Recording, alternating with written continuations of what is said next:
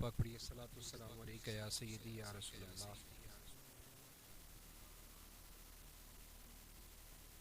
الصلاۃ والسلام علیکہ یا سیدی یا رسول اللہ وعلی آلک و اصحابک یا سیدی یا حبیب اللہ۔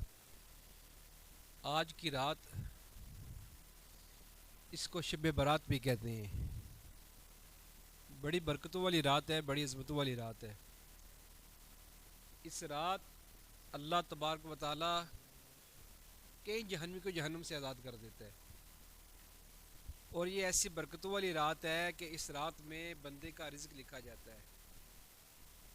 اس رات میں بندے کی زندگی کا فیصلہ ہوتا ہے کہ بندے نے کتنا جینا ہے۔ پھر اس رات میں بندے کی موت لکھی جاتی ہے کہ بندے نے کب مرنا ہے۔ تو آپ سارے لوگ جو بیٹھے ہیں کتنے خوش نصیب ہیں۔ یہ ایک بات یاد رکھیے گا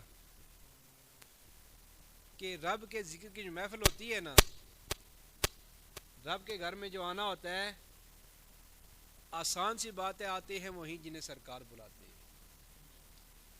جو لوگ اس بارگاہ سے منظور ہوتے ہیں وہیں آتے ہیں، جن کو رب توفیق دیتا ہے وہیں آتا ہے، بغیر توفیق کے کوئی نہیں آ سکتا۔ آپ خود اندازہ لگائیں ہماری بنہوما کی کتنی آبادی ہے، کتنی آبادی ہے۔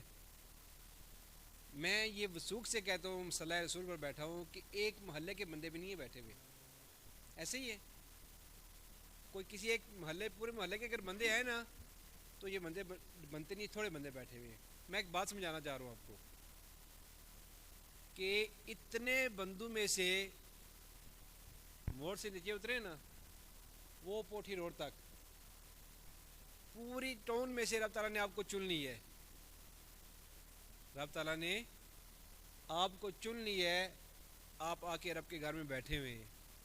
اور کیا یہ اچھا ہو کہ رات کو جب رب تبارک و تعالیٰ آپ کا رزق لکھ رہا ہو، آپ کی موت لکھی جا رہی ہو، آپ کی زندگی کا فیصلہ ہو رہا ہو، آپ رب کے گھر میں بیٹھے رب کے ذکر میں مصروف ہوں، نہ کہ باہر آپ پٹاخے چھوڑ رہے ہوں، یا باہر بدنگاہی کر رہے ہوں، یا بازاروں میں ٹہل رہے ہوں۔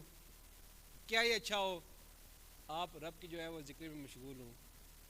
یہ رب کے گھر میں جو آپ آتے ہیں نا، جو محفل میں آتے ہیں، یہ رب کی ایک خاص نعمت ہوتی ہے، رب کی خاص برکت ہوتی ہے، اس کی خاص نظر ہوتی ہے اس بندے پر جو بندہ مسجد میں آتا ہے۔